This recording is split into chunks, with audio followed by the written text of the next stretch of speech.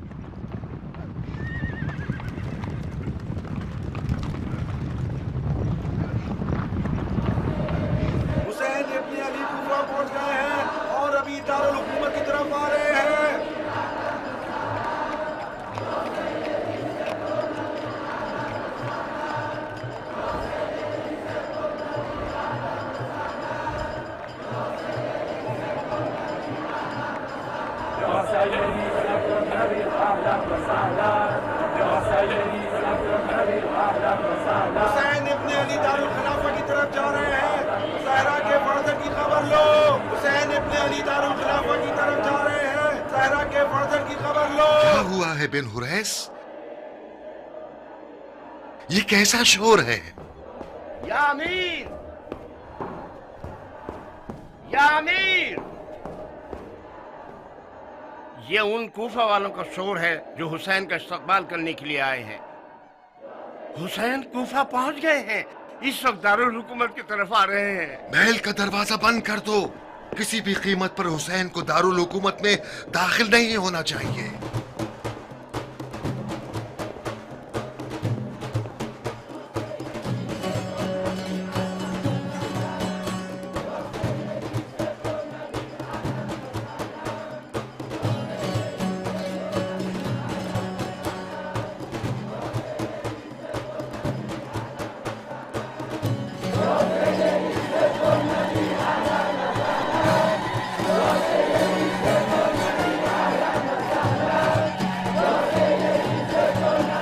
किस तरह से दूसरा रुख नजर आ रहा है।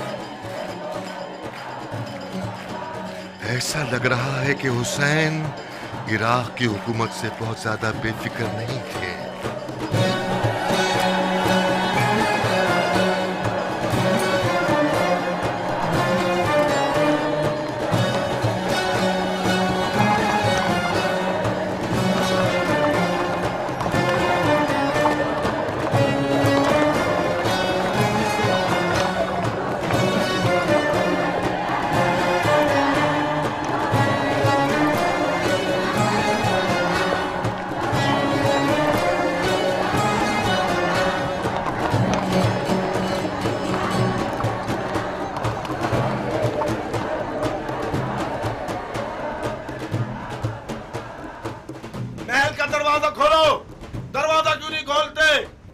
दरवाजा किसके लिए खोला जाए?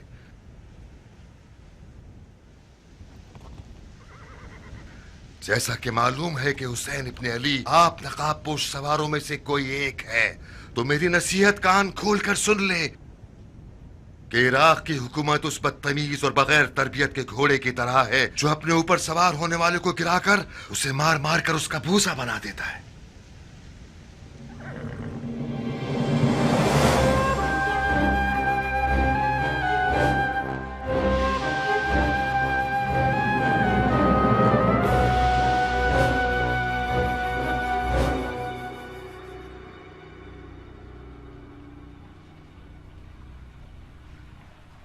हाँ, आपका मुंह क्यों खुला रह गया? क्या मेरे सींग हैं या दुम? नहीं नहीं, मेरी हैरानगी की वजह अमीर की तदबीर है जो हुसैन के लिबास में कूफे में दाखिल हुए हैं। और मुझे क्या करना चाहिए था? मैं हुसैन के अलावा किसी भी और के लिबास में कूफा आता तो मेरे टुकड़े टुकड़े हो गए होते। आखिर ये कैसी हुकूमत है नौमान? पूरा कूफा हुसैन का तालिब है। मेरे ख्याल से खलीफतुल मुस्लिमीन यजीद इब्ने माविया है ना? जो कुछ आपने इन कूफियों से देखा वो एक बचकाना खेल था। अगर आप ताली बजाएं तो सफा फिर पलट जाए। ताज्जुब है, तो वो ताली आपने क्यों नहीं बजाई? मैं अगर ताली बजाने वाला होता तो हाकिम कूफा रहता। मुस्लिम इब्ने अकील के चाहने वालों का शोर शराबा कैसा है? तुम्हारी नजर में क्या वो भी कोई बचकाना खेल है? कूफे में शिया अक़लियत में है। जब तक ये लोग अक़लियत में हैं, खतरनाक नहीं है। ये हुकूमत करने का अंदाज किस पागल मुफक्किर का तज्जिया है? हाँ, मैंने हुकूमत करने का ये तरीका गुजर जाने वाले खलीफा से सीखा है। मुआविया मर चुका है। मर चुका है? हाँ, जैसा कि नजर आ रहा है उसका तर्ज हुकूमत भी उसी के साथ दफन हो चुका है। तुम्हें मुस्लिम बिन अकील के इरादों की खबर थी और खलीफा के कहने के मुताबिक उसको और उसके साथियों को तुमने आजादी का मौका फराहम किया है। इस बेतवज्जोही का नतीजा ये हुआ कि वो मसलक मेरे हाथ से निकल गई है और फिलहाल आप उस पर सवार हैं। खलीफा नौजवान है और हम जैसे बूढ़ों को पसंद नहीं करता, और फिर आप नौजवान लोग खलीफा की ज्यादा मदद कर सकते हैं। हाँ, बहुत खूब बुढ़े सियासतदान। मुस्लिम कहाँ है? मैंने सुना है कि कूफे के अतराफ के कबीलों से बैत तलब करने के लिए कूफा से बाहर निकला है। सुना है इसने। तुम कूफे के हाकिम थे, तुम्हें देखना चाहिए था। इसी वजह से कूफे की हुकूमत आपके हवाले कर रहा हूं। मैं सुनता हूं और आप देखने पर कुदरत रखते हैं। वाकई? मजाक तो नहीं कर रहे आप? बिल्कुल नहीं, ये बात मेरा दिल जानता है। और फिर जो आप हुसैन के लिबास में कूफे में दाखिल हुए हैं, یہی آپ کی عقل مندی اور ہوشیاری کی بہت بڑی دلیل ہے۔ کوفہ ہمیشہ سے رند لوگوں کے آگے جھکا رہا ہے، اور بے شک آپ کی سیاست انتہائی رشکاور ہے۔ میں بیجا تعریف اور خوشامد کو پسند نہیں کرتا نعمان۔ مجھے شک نہیں ہے کہ تم خلیفہ کے وفادار ہو، مگر کوفہ کے بالکل الٹے حالات نادانیوں کا سبب ہے۔ مجھے کوفہ پر مسلط ہونے کے لیے باوثوق خبریں چاہیے۔ محل میں رہیے گا، مجھے مشیر کی ضرورت ہے، جا سکتے ہیں۔ آپ سے مشورہ کرنے کے لیے میری زبان بیکار ہے۔ آپ کو مجھ جیسے شخص سے مشورے کرنے کی کوئی ضرورت نہیں ہے۔ یعنی تم نہیں چاہتے کہ جو بکواس ماحول تم نے بنا رکھا ہے اس کی تلافی میں میری مدد کرو؟ یہ نہیں کہ میں نہیں چاہتا، بلکہ نہیں کر سکتا۔ کیوں نہیں کر سکتے؟ کیونکہ ایک بیہودہ مشیر سے مشورہ لینا صرف وقت ضائع کرنا اور بیہودگی ہے۔ ایک معزول حاکم ہونا میری نظر میں زیادہ عزت دار راستہ ہے بنسبت یہ کہ ایک بیکار حاکم رہوں۔ میں نے چاہا کہ تمہارے حق میں لطف و کرم کر دوں۔ تمہارا جرم صرف نادانی نہیں ہے، تم پر سازش کرنے والوں کی مدد کرنے کا الزام ہے۔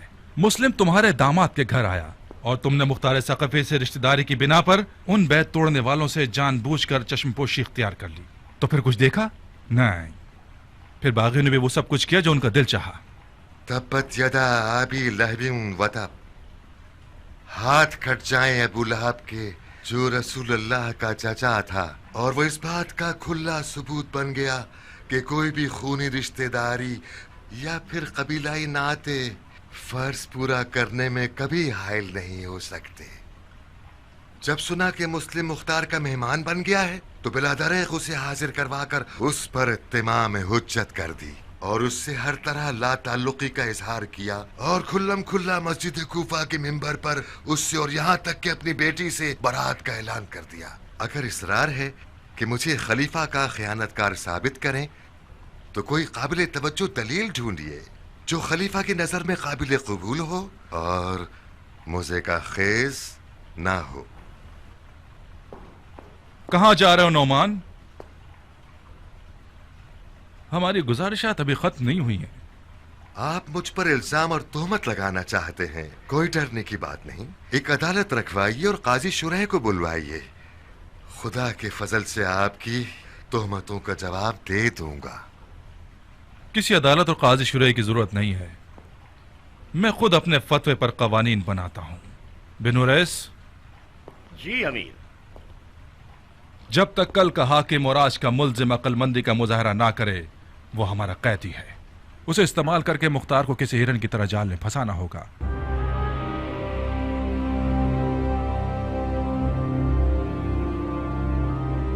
اطاعت حاکم مجھ جیسے فوجی کا کام ہے، یہ وہ سبق ہے جو خدا آپ نے مجھے سکھایا ہے۔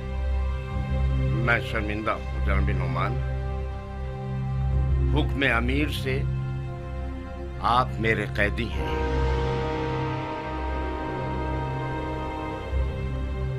حکم تو آپ کا ہی چلے گا، یہ آپ کی خام خیالی ہے کہ اس چال کے ذریعے سے مختار کو شکار کر سکیں۔ میرا انجام مختار کے لیے ایک مچھر کی قیمت بھی نہیں رکھتا۔ یہ وہی تھا جس کی وجہ سے میں امیری کے تخت سے نیچے آ گیا۔ آپ توقع کرتے ہیں کہ مجھے آزاد کرانے کے لیے اس کا دل جلے اور وہ خود کو آپ کے حوالے کر دے؟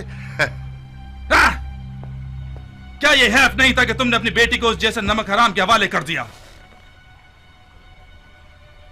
بے شک برے حالات انسان کے گناہوں کا بدلہ ہوتے ہیں جن کا وہ مرتکب ہوا ہے۔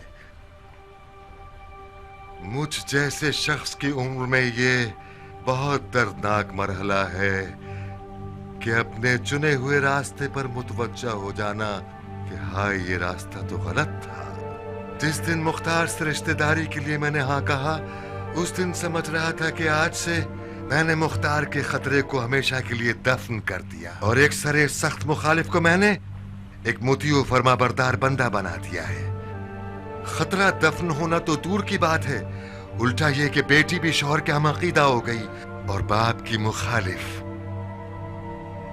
میری آج کی تکلیفیں نادانیوں کا حاصل نہیں ہیں، میں نے نہ جانتے ہوئے اور بے فائدہ کوئی کام نہیں کیا.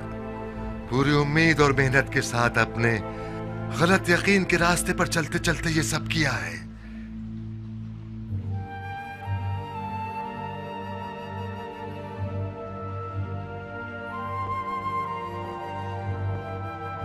میں غل و زنجیر کے لیے تیار ہوں بن حریث.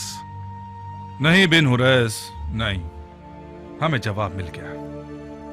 مختار کو پھنسانے کے لیے کوئی قیمتی بکرا ڈھونڈنا پڑے گا. تمہیں رخصت دی ہم نے نعمان. یہاں سے کہیں دور مت چلے جانا. تم کوفہ اور کوفیوں کو ہم سے زیادہ جانتے ہو. تم چاہو تو بہت سے رازوں کے لیے خزانے کی چابی بن جاؤ.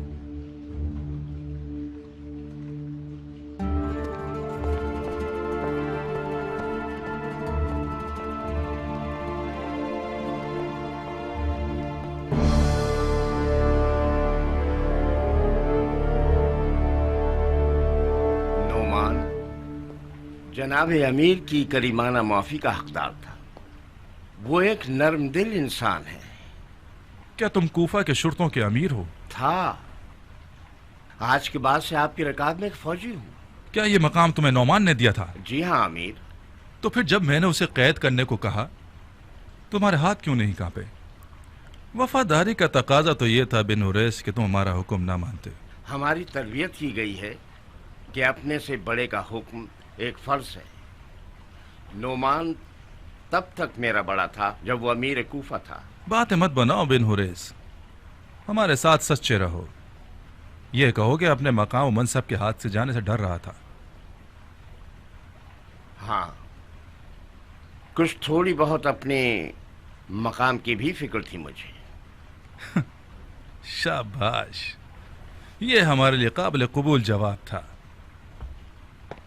جب تک ہمارے پاس اور ہمارے ساتھ ہو کریمانہ معافی اور بخشش سے گریز کرو، اور نرم دلی سے بھی. یہ الفاظ ہمیں فریب نہیں دیتے. حکومت کے لیے سب سے مہلک ترین آفت نرم دلی ہے. نعمان کا انجام دیکھا تم نے؟ نعمان بہت خوش نصیب تھا کہ اس کا سردار پر نہیں لٹکایا گیا. نرم دلی سے حکومت تو نہیں کی جا سکتی سردار. ایک حاکم رند اپنے جذبات سے سودا کرتا ہے، معافی اور بخشش سے نہیں. بالکل آپ کی طرح کہ آپ نے ایک مشکل امتحان میں جذبات کا سر قلم کر دیا اور سرخرو ہو گئے. اچھا سودا کیا تم نے. مبارک ہو تمہیں. تم اپنی جگہ برقرار ہو گئے بن حریث. تمام بامنصب با اثر اور کوفہ کے بزرگان کو آج رات کھانے پر دعوت دے دو، تمام مخالفین سمیت. جو حکم آپ کا. عمر سعد ہاتھ سے نہ نکلے. سسڑ نہ ہوا بہنوئی ہو گیا. تمہارے بہنوئی کے ہاتھوں تمہارا گلا گھونٹ دوں گا مختار.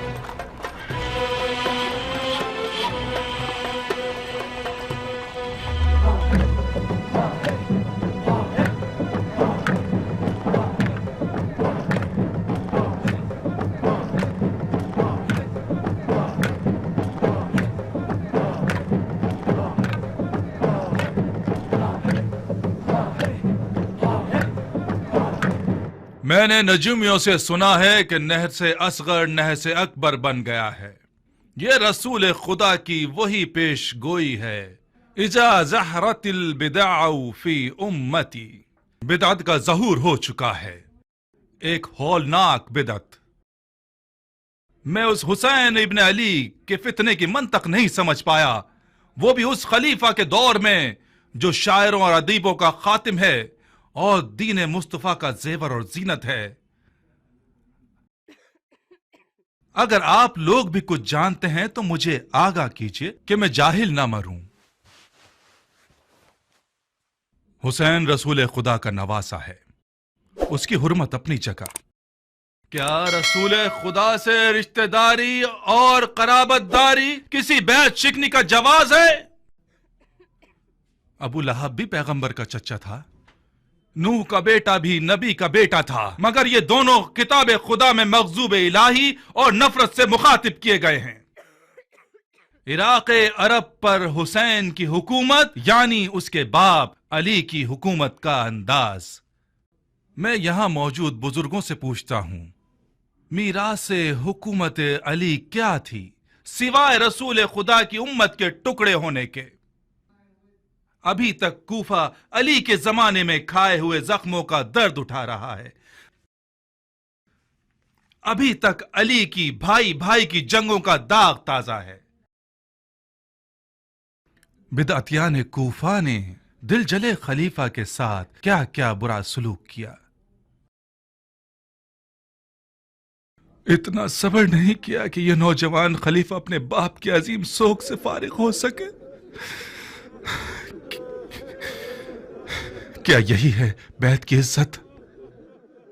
کیا یہی بدلہ ہے خدمات خلیفہ معاویہ ابن ابو سفیان کا؟ یا سیدی سبت النبی اہلاً و سہلاً، تف ہو اتنی ناقدری پر، تف ہو اتنی وعدہ خلافی پر، تف ہو اس قدر اپنی ذمہ داریوں سے منہ موڑنے اور خیانت پر۔ تھوڑی سی مہلت دیتا ہوں تاکہ خطا کار توبہ کر لیں۔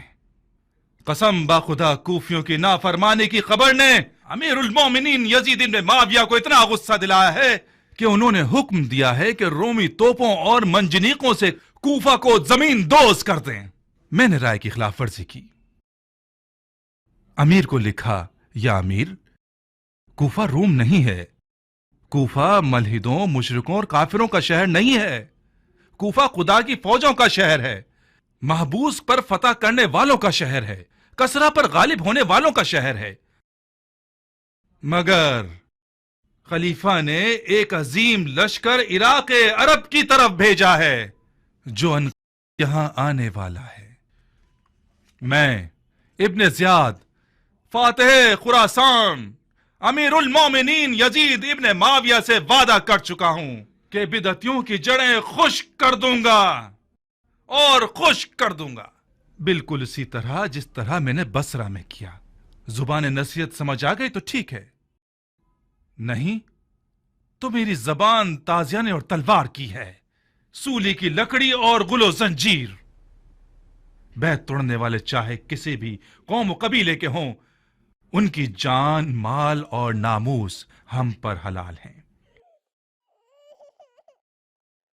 آپ لوگوں میں موجود ہر قوم کے بزرگان بیعت توڑنے والوں کے نام و نشان لکھیں، کیونکہ اگر کوئی بیعت توڑنے والا پکڑا گیا اور اس کا نام اس کے قبیلے کے بڑے نے نہ لکھا ہو تو وہ بڑا مجرم ہے۔ خدا کی قسم اس زعیم کو اس کے گھر کے سامنے سولی پر چڑھا دوں گا۔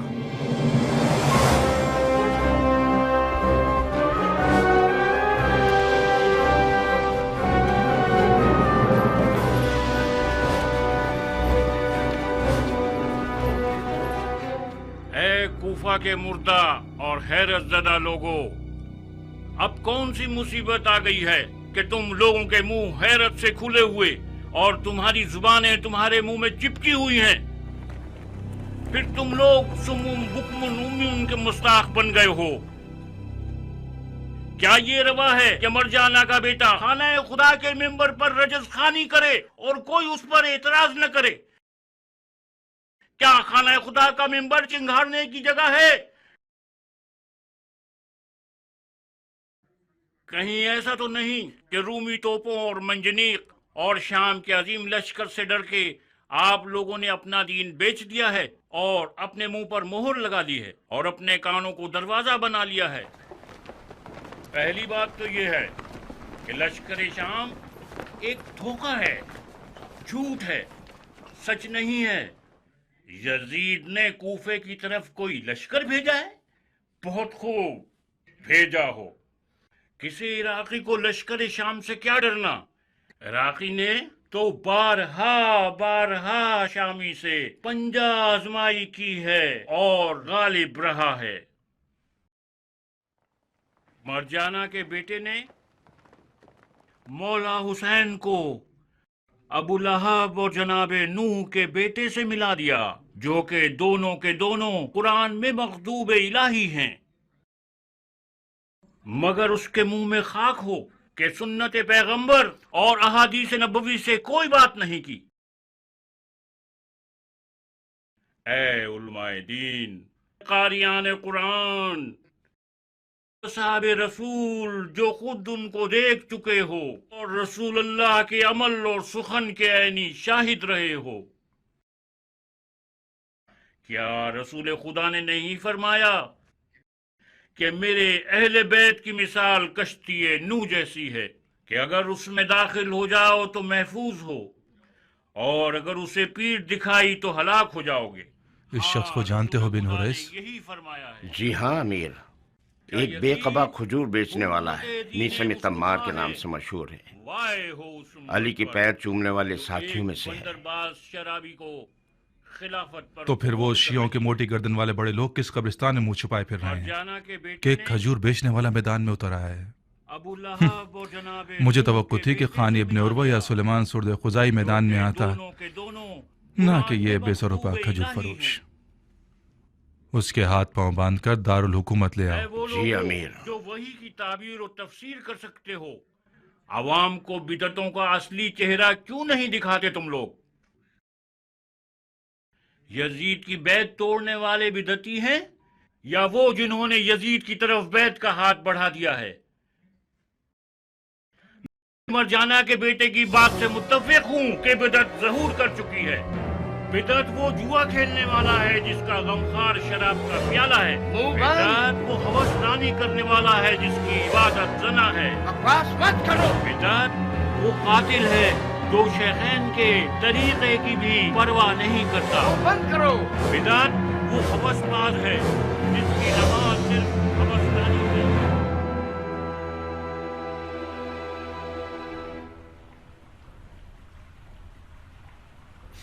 تمام مریدان علی کے ایسی حلیے کے ہیں، اس کی دھول مٹی صاف کر کے اور منہ سے مکھی اڑا کے اسے دارالحکومت لے آتے۔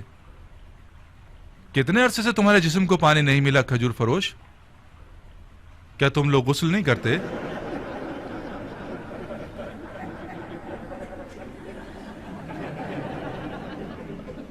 پہلی بات تو یہ کہ خاک پاک کرنے والی چیزوں میں سے ہے اور طہارت کر سکتی ہے۔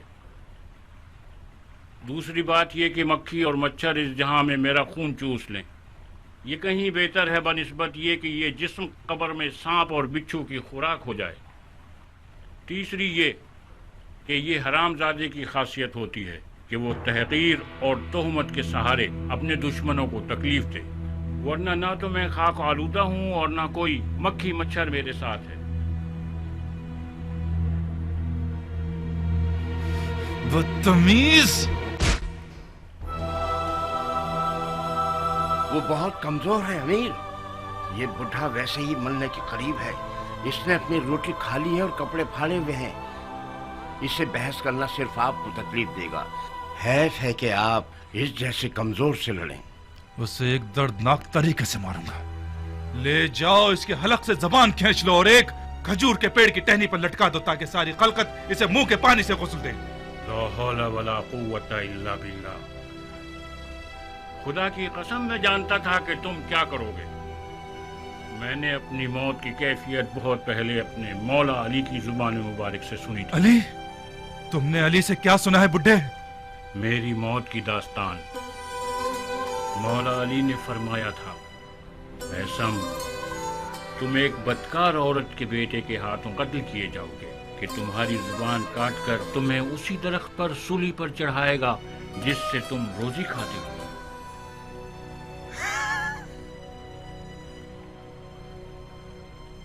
یہ ایک جھوٹ ہے، بہت بڑا جھوٹ ہے. میں تمہیں اس کے جھوٹ کا ابھی ثبوت دیتا ہوں بڈھے. تمہیں ایسا قتل کروں گا کہ علی کی پیشن گوئی کے بالکل مشابہ نہ ہو. بن اویس، جی امیر. اسے ایسی کال کوٹھڑی میں ڈال دو کہ حشرات الارض اس کے بدن کا گوشت کھا لے. تم خود علی کی سچائی سے واقف ہو، پھر بیہودہ باتیں مت کرو. قسم خدا لا شریک، میں نے ہرگز علی سے سوائے حجت اور حقیقت کے کوئی اور سخن نہیں سنا. بن اویس، اس کا منہ بند کرو اور اسے میری آنکھوں سے دور کرو. سپاہیوں جلدی.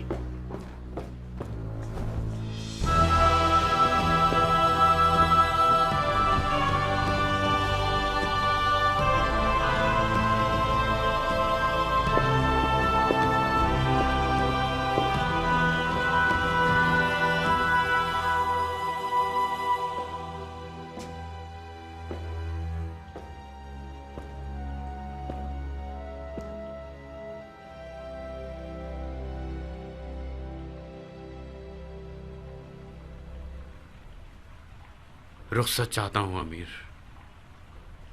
کہاں ابن سعد؟ امیر سے اجازت طلب کر کے میں حکومتی مقام و منصب چھوڑ کر کوئی مناسب کام ڈھونڈنے جا رہا ہوں. مثلاً کون سا کام؟ مثلاً کھیتی باڑی، صنعت کاری یا کوئی تجارت. چرواہے کا کام بھی برا نہیں ہے. جانتے ہو زیادہ تر نبی مبعوث ہونے سے پہلے چرواہے تھے. چرواہے بن جاؤ، شاید تم بھی نبوت پر مبعوث ہو جاؤ. میں تو انبیاء کے سلسلے کے ختم ہونے پر اب تک شک کرتا ہوں. یہ لوگ اب بھی مرشد اور مرسل چاہتے ہیں جو ان کی ہدایت کرے.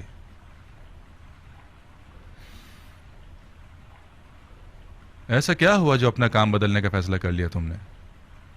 جب ایک عام سا بوریا اور ٹاٹ پہننے والا کھجور فروش ایک قدرت مند امیر کے دل میں درد پیدا کر کے اسے اپنی مسند پر لٹا سکتا ہے تو پھر یہ مسند ایک لرزنے والی مسند ہے.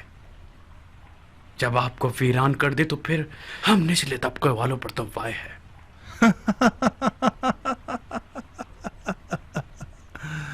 اے پسر سعد، یہ تخت ہولناک طوفانوں سے بھی نہیں لرز سکتا اگر اس پر سوار ہونے والا ایک چال باز اور مکار انسان ہو. تو پھر آپ کیوں ٹھنڈے پڑ گئے؟ میں نے چاہا مشق کر لوں. آؤ.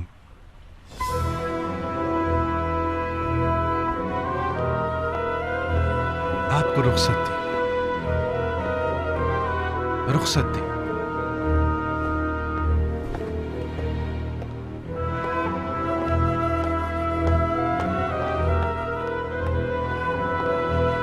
جا سکتے ہیں، جا سکتے ہیں.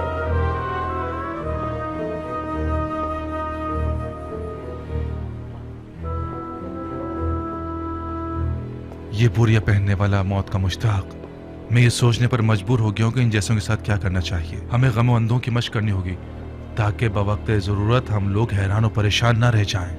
کبھی کبھار آنسو کے ایک قطرے سے رعایا کے دلوں کو مسخر کیا جا سکتا ہے. اے ابن سعد، حکومت رے کے لیے تیار ہو؟ حکومت رے؟ ہاں، حکومت رے.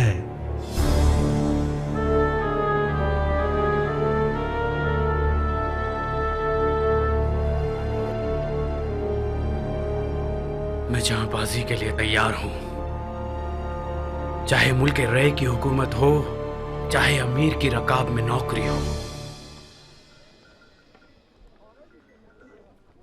ایران کو ابو عبید نے فتح کیا اور اس کی شہرت سعد ابی وقاص کو مل گئی. جب سعد کھڑا ہو گیا تو میں نے اپنی تلوار کو چوما اور غلاف میں رکھ لیا اس دن تک جب ہم علی عمران کے ساتھ جنگ جمل کے لیے نکلے. جنگ جمل میں ہم نے مالک اشتر نخی کے ساتھ مل کر لال بالوں والے اونٹ کے ساتھ وہی کام کیا جو ابو عبید ثقفی نے ایرانی ہاتھی کے ساتھ کیا. دین سید المرسلین آج کل پھر تم جیسوں کی تلوار کا محتاج ہے شیخ. यजीद हराम पीते हुए सैयदों की आबा पहनता है ताकि अहले बैत सादात और उनके मुखलिस साथियों की तौहीन कर सके। यजीद अरब की उसी मारूफ खातून का तुखन है जिसने हजरत हमजा का सीना चाक करके उनका जिगर चबाया। हम इरियाची हजरात इर्स व मीरास से खूनी पर यकीन रखते हैं। जिगर ख्वार हिंदा से तो यजीद जैसा बदकार ही आ सकता है। खुदा हमें अपनी पनाह में रखे। इरियाची कौम का नारा गैरत, शरफ और मर्दानगी है। मुख्तार, अगर जंग का इरादा है तो फिर हमारे साथ भी जल्दी से मामला करो। खुदा तुम्हारा भला करे अबू जाकिर। मैं अपने लिए बैत नहीं मांग रहा, मैं हुसैन इब्न अली के लिए बैत लेने के लिए आया हूँ। हम मौला हुसैन के नौकर हैं। मुझे नहीं लगता कि हुसैन इराकियों के साथ कुशादा रोई से पेश आएंगे, खास तौर पर इतनी बेगैरती के बाद जो उनके वालिद और भाई के हक में की गई। जीत तो मौला हुसैन की ही है जब मुख्तार उनके पास हो। हाथ बढ़ाओ मुख्तार। मोहम्मद का खुदा गवाह है कि ये बैत सिर्फ अबू जाकिर की मौत से ही बातिल होगी।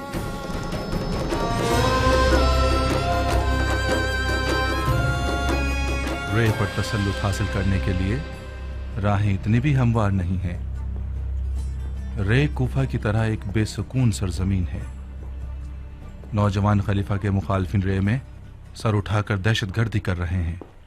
तुम्हें बहुत जल्द तकरीबन 10,000 अरब जंगजुओं के लश्कर को लेकर रे की जानिब निकलना होगा। खलीफा ने मेरी राय मांगी, मैंने तुम्हारा नाम ले लिया।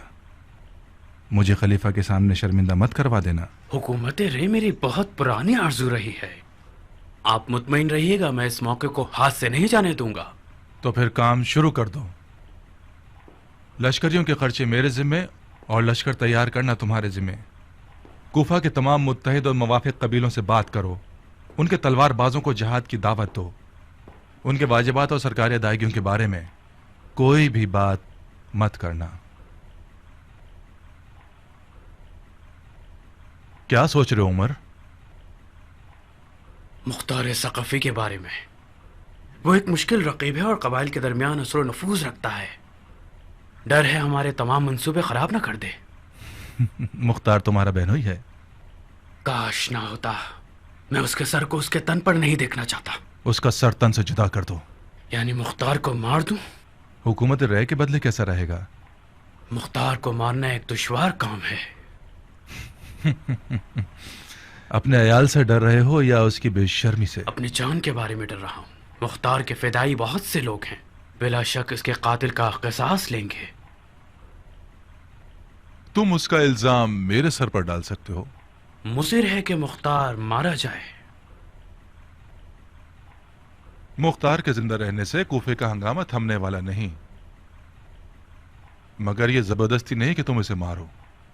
अगर मुख्तार के होते हुए तुम लश्कर बना सकते हो तो कोई मसला नहीं। घोड़ा और मैदान सामने है। जाओ, देखते हैं क्या करते हो तुम।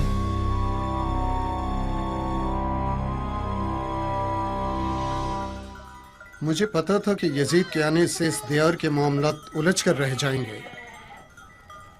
मुआविया ने 100 साल की जितनी मेहनत की है कि इन विरासतों को इधर से उधर करे, उसे सारे हरबे आते थे।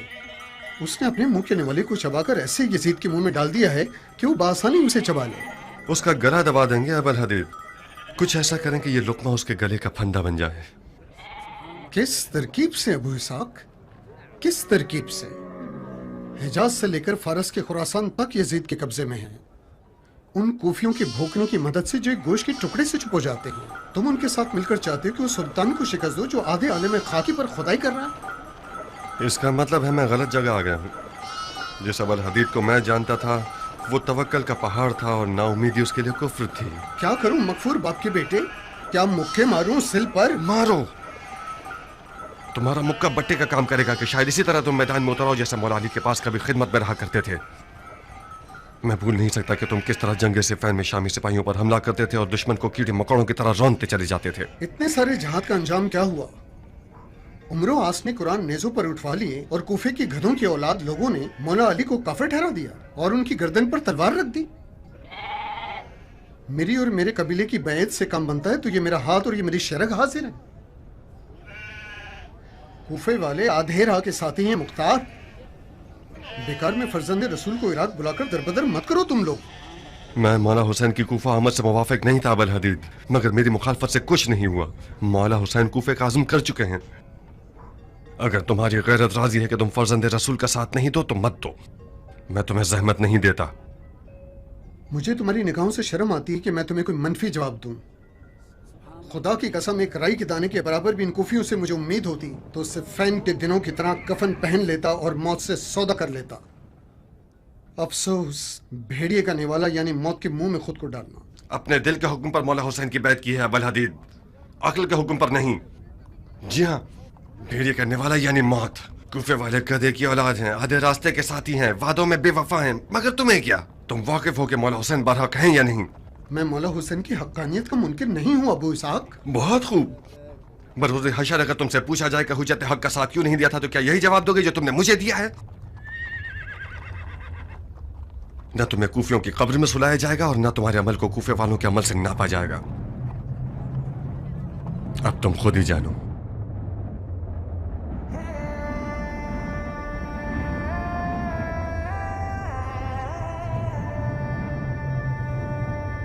रुको अबू इसाक।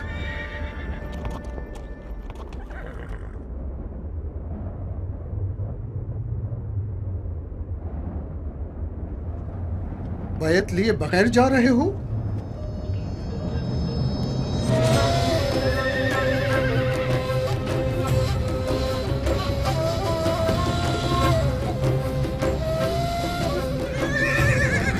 मैं तुम्हारा मशकूर हूं अबू इसाक, मशकूर हूं। तुम सही मौके पर मेरी मदद को पहुंच गए। बहुत बुरी तरह मैं अपने आप में एक जंग में गिरफ्तार था।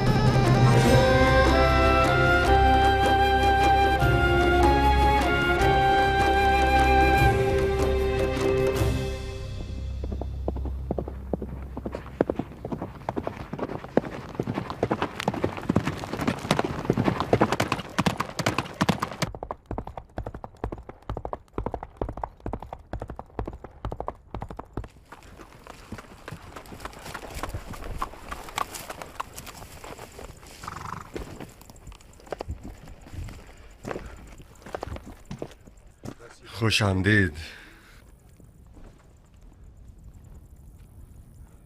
क्या खबर है? यहां तक जितनी तवक्कुआत थी सब गलत साबित हुई। मरजाना का बेटा बगैर किसी इत्तला के पहुंच गया, वो भी बगैर किसी लश्कर और नकारे बजाने के। उस लिबास में आया कि सब ये समझने लगे जैसे मौला हुसैन है। उसके बाद मिंबर पर जाकर रजस्खानी की और तमाम बेयत तोड़ने वालों को सख्त तरीन शिकंजों की धमकी दी। उसका पहला शिकार मीसम तमार थे। जब मीसम को मारा जा रहा था सारे कूफे वाले खड़े होकर तमाशा देख रहे थे।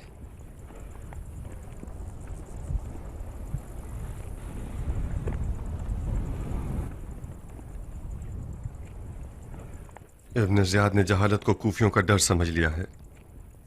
वो बगैर लश्कर के इसलिए आया है ताकि कूफा वालों को उन्हीं के हाथों से फतह करे। सादा लो, दोस्तों से कहो कि खुदा रा कूफे वालों की बातों पर कान न धरें। मीसम तम्मार का कैद होना इस बात का गवाह है कि कूफे वाले सिर्फ हांडी के चमचे हैं। तुमने क्या किया अबू इसहाक? वही जो मुझे करना चाहिए था। यहाँ के देहातियों का एक एक बाल करोड़ों बेवफा कूफियों से ज्यादा कदर कीमत रखता है। उम्र साद को हुक्म दिया है कि एक लश्कर तैयार करे रे पर हुकूमत करने के लिए। रे पर या कूफे पर? जाहिरन तो रे का ढंडूरा पीटा जा रहा है, मगर पर्दे के पीछे असल में तुम्हारा गुमान ठीक है। इब्ने मरजाना ने उम्र साद को हुकूमत रे के वसवसे से फरेब दिया है। सरअंजाम हुकूमत रे का ख्वाब ख्याल इस आदमी को पागल बना देगा। जनाब मुस्लिम का तो कहीं पता नहीं मिला ना उसे? अभी तक तो नहीं, मगर कुछ देर नहीं लगेगी अबू इसहाक। इब्ने मरजाना जरा सा कदम जमा ले, जनाब मुस्लिम का भी सुराग लगा लेगा।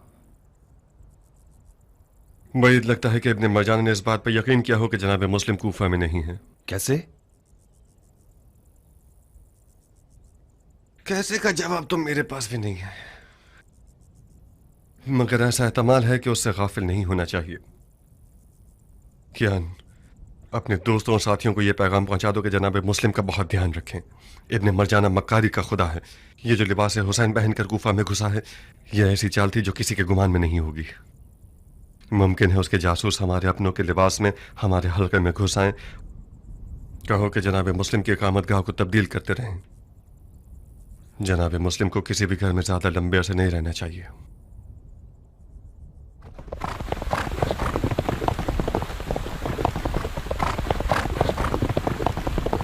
मुख्तार से कहो कि इराक के उन कबीलों से गाफिल ना रहे जिन्होंने अब तक किसी की बैत नहीं की है। उन लोगों से ऐसे मामला तय कर लो कि वो सब वाकई किसी की तरफदारी न करें और कम से कम हमारे दुश्मनों का साथ न दें। उमर साद को हुक्म मिला है कि अरब के उन्हीं कबीलों में से बेहिसाब सोने की लालच से एक अजीम लश्कर बनाए। इलियाती लोग मुमकिन है दीन के मामले में सुस्त काहिल हों, मगर इलियाती रस्म रिवाज के मामले में निहायत मजबूत लोग हैं। कहीं ऐसा ना हो कि वो अपनी हुर्मत को इन दिरहम और दिनार के बदले बेच डालें। मुख्तार का एक और पैगाम भी है। हम सुन रहे हैं। अबू इसहाक कुछ परेशान था। ये इतना क्यों घबरा रहे हो भाई? अबू इसहाक का पैगाम क्या है? वो क्यों परेशान था? वो इस बात पर परेशान था कि कहीं ऐसा ना हो कि मक्कार लोग शियों के नाम से हमारे हल्के में दाखिल हो जाएं और जनाब मुस्लिम की रिहाइश गाह से बाखबर हो जाएं। उसने ये पैगाम दिया है कि जनाब मुस्लिम बारी बारी घर बदलते रहें और किसी मुअय्यन जगह पर ज्यादा अरसे न रहें। मुख्तार जाती तौर पर एक बुरी सोच रखने वाला इंसान है। उसके गुमान के मुताबिक तो हमें अपनी आंख के दीजे पर भी भरोसा नहीं करना चाहिए। यानी उसके ख्याल में हम इतने गए गुजरे हैं कि दोस्त और दुश्मन को नहीं पहचानेंगे और मामला खराब हो जाने देंगे। गलत मत सोचो सुलेमान। अबू इसहाक एक दूर अंदेश शख्स है। उसका पैगाम कोई बुरा नहीं है। इब्न जियाद मक्कारी के साथ कूफे में दाखिल हुआ है। बैद नहीं है कि उसके कारिंदे किसी मक्कारी से हमारे राज से बाखबर हो जाएं। हानी जान, जनाब मुस्लिम आपके घर के अलावा कहीं भी चले जाएं, हमारा उनसे मिलना मुश्किल हो जाएगा। तुम्हारी बीमारी एक अच्छा बहाना है। अजीज अहबाब तुम्हारी अयादत को आए और कोई शक भी ना करे। भाइयों, मुख्तार का पैगाम ये मतलब रखता है कि एहतियात करना अक्ल की निशानी है। अब जबकि क़ज़ा व क़दर इलाही के तहत हम मजबूर हैं कि हम छुपे रहें, तो बेहतर है कि अपने अजीज़ों से भी इज्तिनाब करें और उन लोगों से जिनके बारे में कोई शक या तरदीद हो, उनसे हमारे बारे में या हमारे मामलात की रूह से बात न करें। बिन हुरैस। जी अमीर। क्या हानि वाकई बीमार है या उसने बीमारी को हमसे ना मिलने का बहाना बनाया हुआ है? वाकईतन बीमार है जनाब। मैं खुद उससे मिलने गया था। वो बुखार की सोजिश से जल रहा था। ताज्जुब है।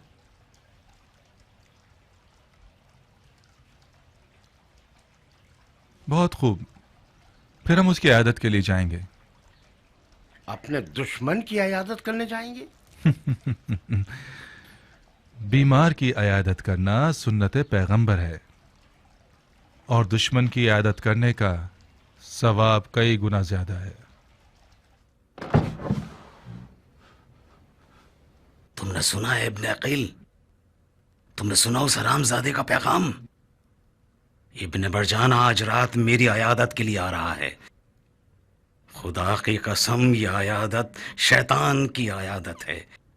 वो आ रहा है ताकि लोगों की नजर में अपने आप को बरक और काबिल तवज्जो दिखाए। ये एक अच्छा मौका है कि हम उसके शर को खत्म कर दें। कूफे की राह मौला हुसैन के लिए हमवार करते हैं।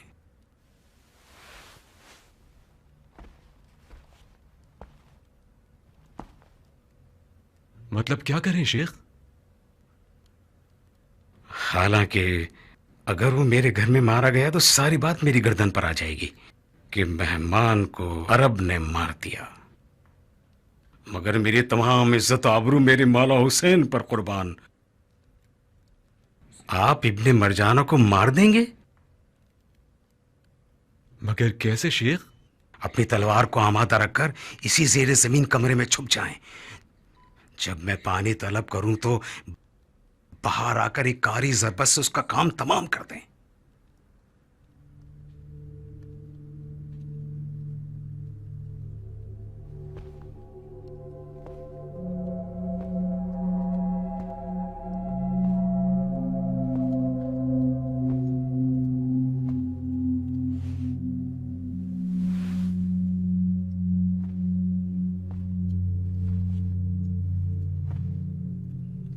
शक व तरदीद मत कीजिए जनाब मुस्लिम।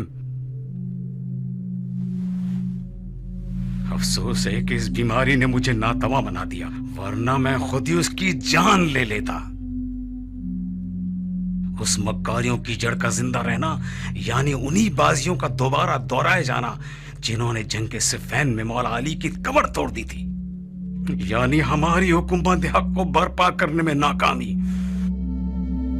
खुदा की कसम, इब्ने मरजाना कूफा आया ही इसीलिए कि कूफे को मक्तले हुसैन बना दे।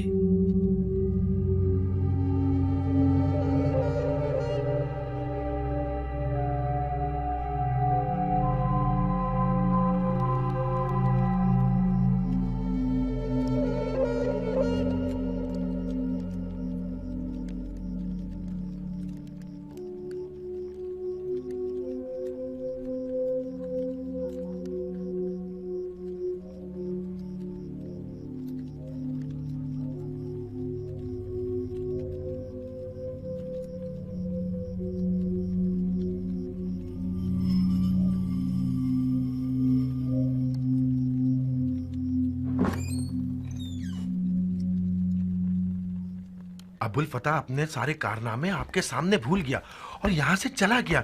उसके दांत इस तरह लरस रहे थे कि मैं डर रहा था कि टूट ना जाएं।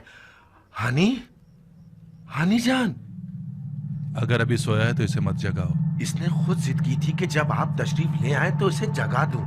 हनी, हनी उठो, जनाबे अमीर आए हैं।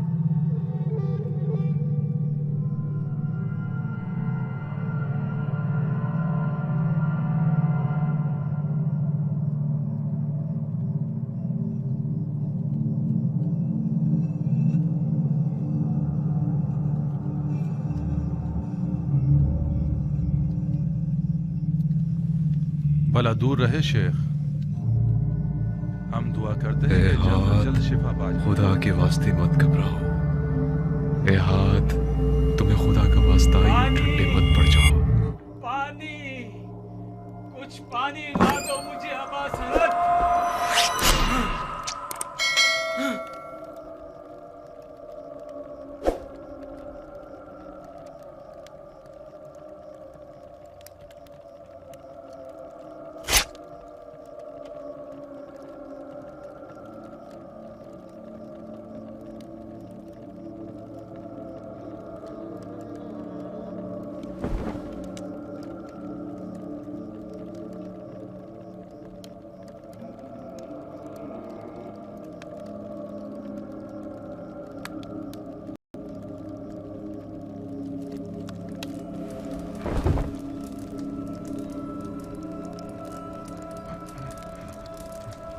मार चुके? शर्म करो, शर्म करो।